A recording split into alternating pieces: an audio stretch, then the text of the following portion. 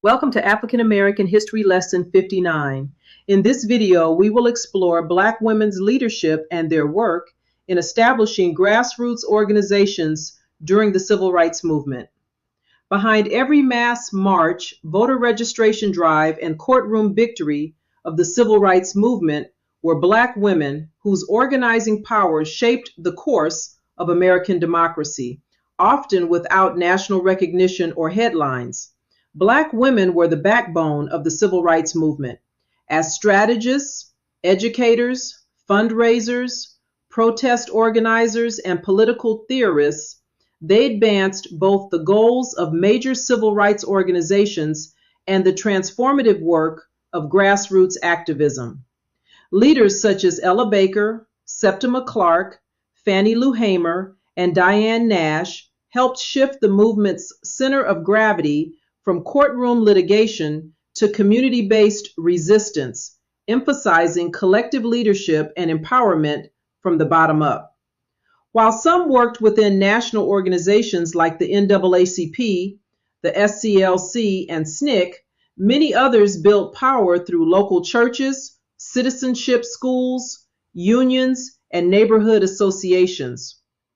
Beyond the South, Black women organized rent strikes in the North, protested police violence in urban centers, and linked civil rights to broader struggles for housing, labor, and education equity. Their leadership demonstrated that freedom was not simply won on national stages, it was cultivated in living rooms, churches, classrooms, and front porches. Black women were essential architects of the civil rights movement, leading voter registration drives, citizenship schools, national organizations, and local protests. Yet, despite their indispensable contributions, many faced gender discrimination within major civil rights institutions. Leaders such as Fannie Lou Hamer not only challenged racial injustice, but also confronted the marginalization of women within the movement. Drawing from a long legacy of Black women's activism stretching back to the 19th century, they advanced a vision of liberation that accounted for both racial and gender justice, a dual commitment that foreshadowed later developments in intersectional activism. Often referred to as the mother of the civil rights movement, Ella Baker transformed the movement's structure by advocating for decentralized, community-driven leadership. Unlike many male leaders who embodied charismatic, top-down leadership models, Baker emphasized participatory democracy and collective decision-making. She mentored young activists in SNCC, encouraging them to reject hierarchy and embrace grassroots power. Baker's philosophy helped shape a more inclusive movement culture, one that empowered students, women, and working-class people to become frontline leaders in the struggle for racial justice. At SNCC's founding conference in 1960, Ella Baker delivered a keynote address that reframed the meaning of student sit-ins. She argued that the fight for access to lunch counters was not simply about food service. It symbolized a broader demand for full citizenship and the dismantling of racial exclusion in every sector of American life. Baker's framing helped SNCC evolve beyond protest actions and into a comprehensive grassroots organization focused on education, economic justice, political empowerment, and youth leadership.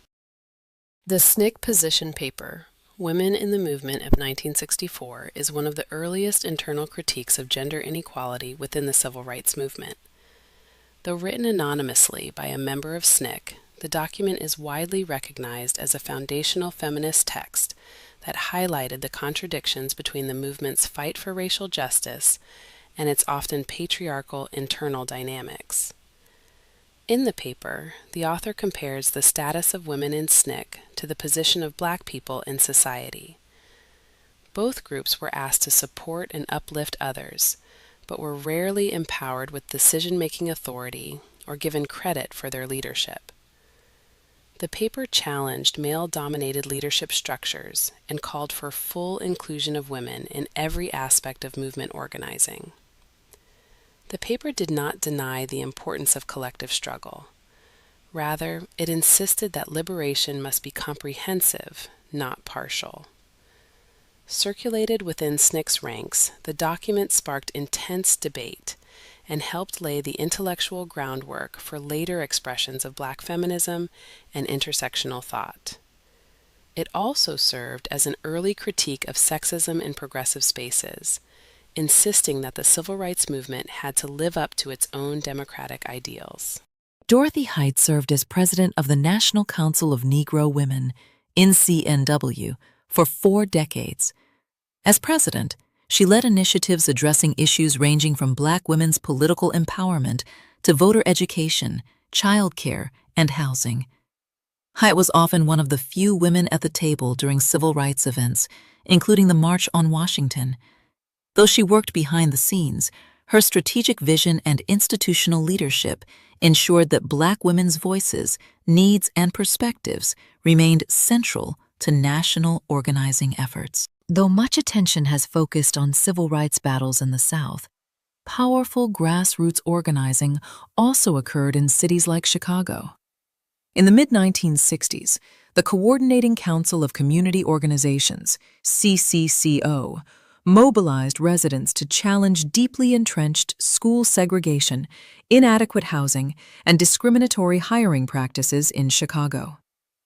CCCO served as a bridge between local Black communities and national civil rights leaders, demonstrating that the struggle for racial justice required confronting liberalism in the North as well as apartheid in the South. The New York Times article, Boycott Cripple City Schools, Absences 360,000 Above Normal, Negroes and Puerto Ricans Unite, published on February 4, 1964, documents the unprecedented mass school boycott led by Black and Puerto Rican parents, students, and civil rights activists in New York City to protest racial segregation and systemic inequality in the public school system.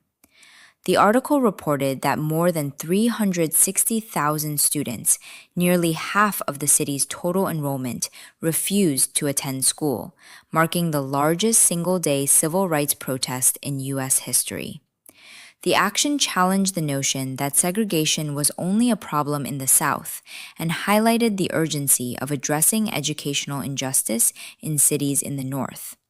It also underscored how grassroots activism, often led by women, could reshape public discourse and policy on a massive scale. The boycott was organized by a coalition of civil rights organizations and grassroots leaders, including the NAACP, CORE, and local parent-teacher associations. Protesters demanded immediate action to address the unequal distribution of resources, the concentration of Black and Puerto Rican students in overcrowded, underfunded schools, and the lack of integration in one of the nation's most diverse cities.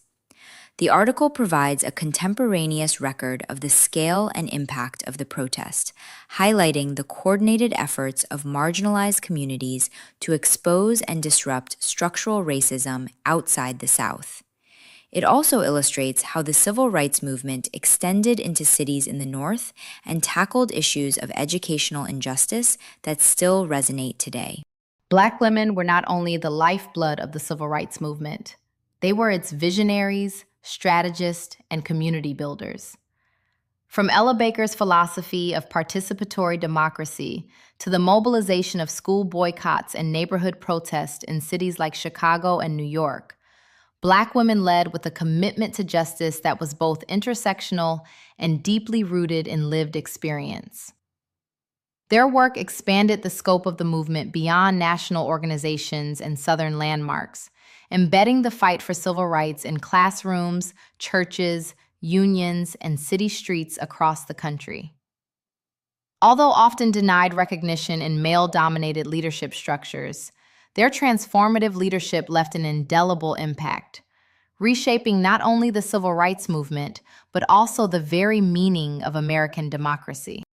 Thanks for watching. If you enjoyed this video, please like, comment, subscribe, and share. Also, please follow us on the social media platforms listed on the screen.